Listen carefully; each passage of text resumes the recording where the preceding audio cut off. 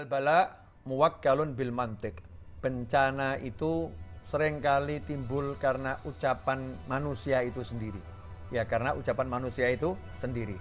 Dalam kisah Nabi Yusuf alaihissalam, seperti yang sudah kita sering dengar dan terutama kita baca dalam wahyu-wahyu Allah Ta'ala, Nabi Yusuf mengatakan, ya Allah, penjara lebih aku sukai ya daripada harus ya tergoda oleh wanita-wanita itu, harus terfitnah oleh wanita, harus melayani mereka semua.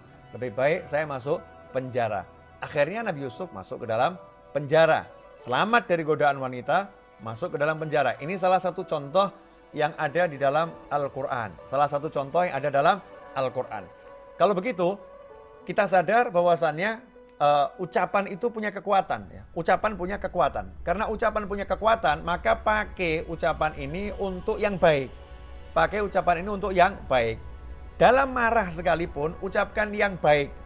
Dulu, ayah saya, ibu saya, kakek nenek saya, para habaib, ya, para kiai, orang-orang tua terdahulu ngajarin, kalau kamu lagi marah sama anakmu, jangan pernah mengucapkan kalimat yang buruk.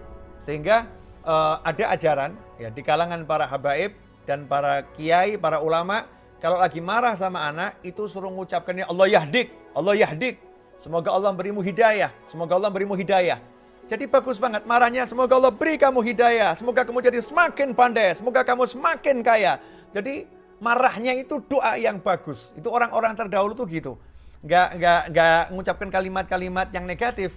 Nah, makanya kita harus belajar ngomong yang baik. Sabda Nabi Muhammad SAW, siapa beriman kepada Allah dan hari akhir, fal yakul khairon aw liyasmut. Hendaknya dia berkata yang baik atau dia diam saja. Nah, terus gimana caranya kalau nggak bisa mengendalikan lisan? Ya, kalau nggak bisa mengendalikan lisan, caranya diam. Ketika marah itu berdiri, pindah posisi jadi duduk. Kalau duduk, pindah berbaring, gitu kan ya. Kemudian kalau masih belum beres ya wudhu lah. Mandi sekalian kalau perlu ya, biar seger itu, biar gak marah. Artinya objek yang buat kita marah singkiri dulu. Insya Allah nanti kan jadi tidak mengumbar dengan kalimat-kalimat yang gak baik. Termasuk ucapan itu tulisan. Mulutnya diam tapi di WhatsApp-nya nulis, kamu begini ya sama saja itu. Itu sama saja. Karena ini sebetulnya kan ungkapan hati ya. Ini ungkapan hati. Karena itu hati-hati ikhwani rahimakumullah. Jaga lisan kita, tiru ulama-ulama terdahulu, tiru orang-orang soleh terdahulu, walaupun dalam keadaan marah, ngucapnya yang baik. Semoga Allah beri kamu hidayah.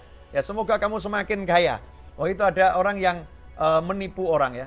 Ada orang yang menipu orang atau mencuri barangnya orang. Kita masih ingat Sayyidina Abdullah bin Mas'ud radhiyallahu taala anhu ketika di pasar barangnya dicuri. Ada pencuri mencuri barang Sayyidina Abdullah bin Mas'ud radhiyallahu taala anhu. Pencuri ini ya, ngambil barangnya. Lari pencurinya. Sayyidina Abdullah bin Mas'ud itu angkat tangan doa. Doa angkat tangan. Ya Allah. Ya. Kalau dia mencuri karena memang butuh, kepepet, ya gak punya apa-apa, kepepet. Kalau gak makan dia mati. Dia mencuri karena itu, ya Allah, jadikan hartaku yang dia curi halal dan berkah untuknya. Masya Allah. Tapi kalau dia mencuri karena terjeruk, karena dia berani kepadamu melanggar perintahmu, ya Allah. Ya, perintah untuk tidak mencuri, larangan mencuri dia langgar. Maka ya Rabb, ampuni dosa-dosanya ya Allah. Ampuni dia ya Allah. Masya Allah. Yang keluar itu bagus. Mintakan ampunan. Menjadikan hartanya berkah. Sementara kita kalau ada orang mencuri harta kita. Ya Rabb, mudah-mudahan orangnya itu masuk ke dalam jurang. Mati putus kepalanya. Masya Allah. Na'udzubillah min dzalik. Yang keluar kalimat-kalimat yang buruk. Kejam hati kita nih kalau seperti itu. Mari kita hindari. Kita jadi orang yang mengucapkan kalimat-kalimat yang baik. Karena orang ketika dizolimi keluarnya baik, maka ucapan yang baik itu menjadi doa yang diterima oleh Allah Subhanahu wa taala.